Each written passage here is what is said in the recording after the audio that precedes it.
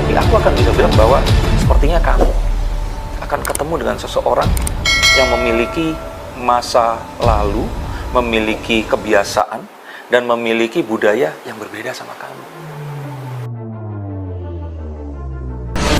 Nggak bisa untuk bersatu lagi, namun yang jelas kalaupun mereka memang harus berpisah, memang harus terpaksa berpisah seperti ini kondisinya, mereka akan melakukannya dengan diam-diam. Nggak ada yang pernah ditakutin, Mbak, sama mama, soalnya dulu selalu dibilang manusia itu hidup dilahirkan sendiri, berpulang juga sendiri. Kalau nggak ditinggal mati, ditinggal cerai, ditinggal putus, manusia itu akhirnya akan mempertanggungjawabkan semuanya sendiri. Nggak ada yang gagal. Pisah itu bukan gagal. Pisah itu bukan gagal. Goal setiap orang tuh beda-beda, Mbak. Ada yang bersama tapi ngebahagia gimana? Ada yang bersama dipukulin gimana? Apakah itu sebuah keberhasilan? Berhasil buat tiap orang tuh beda-beda loh. Atau meramal siapa jodoh berikutnya?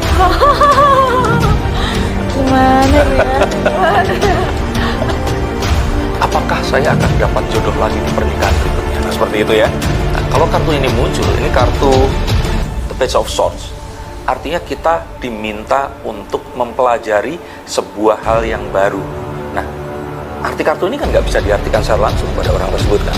Tapi aku akan bisa bilang bahwa sepertinya kamu akan ketemu dengan seseorang yang memiliki masa lalu, memiliki kebiasaan, dan memiliki budaya yang berbeda sama kamu. Karena di sini kamu diminta untuk mempelajari satu yang baru. Kita berpikir untuk ya sudahlah, masa lalu biarkan dia di masa lalu, fokus untuk hari ini dengan apa yang kita miliki, melihat ke depan apa yang akan terjadi, maka kita akan bisa lebih fokus dan overthinking. Sarwenda sebut kebohongan kayak penyakit sindir Ruben Onsu. Ruben Onsu dan Sarwenda dikabarkan sudah bisa rumah sejak 2 bulan lalu. Kabar ini sudah mencuat dan heboh di media sosial sejak 2 pekan belakangan.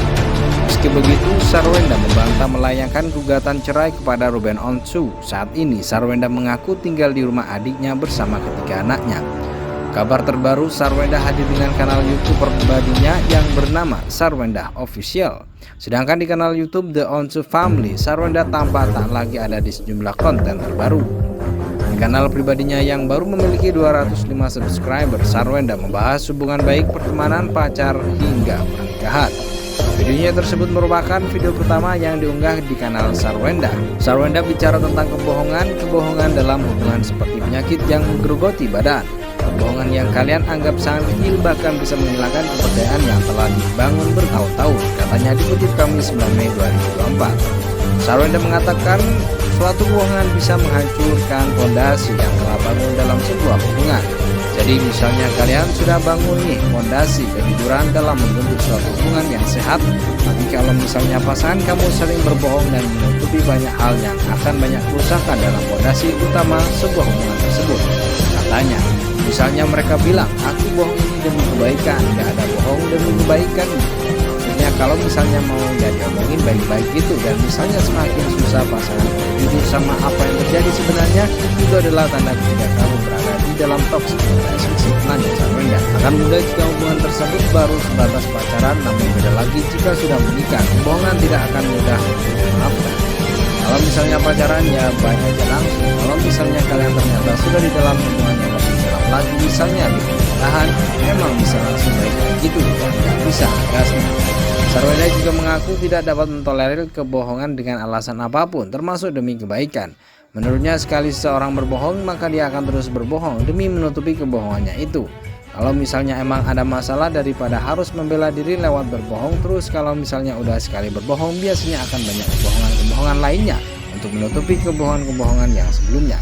Jadi bohongnya ujung-ujungnya enggak akan berhenti-henti. Jadi enggak ada tuh yang namanya bohong untuk kebaikan, kata perempuan 34 tahun itu. Sekali orang bohong, dia akan langsung toksik, makin bohong-bohong terus. Jadi utamakan kejujuran dalam membangun hubungan yang baik, ya katanya.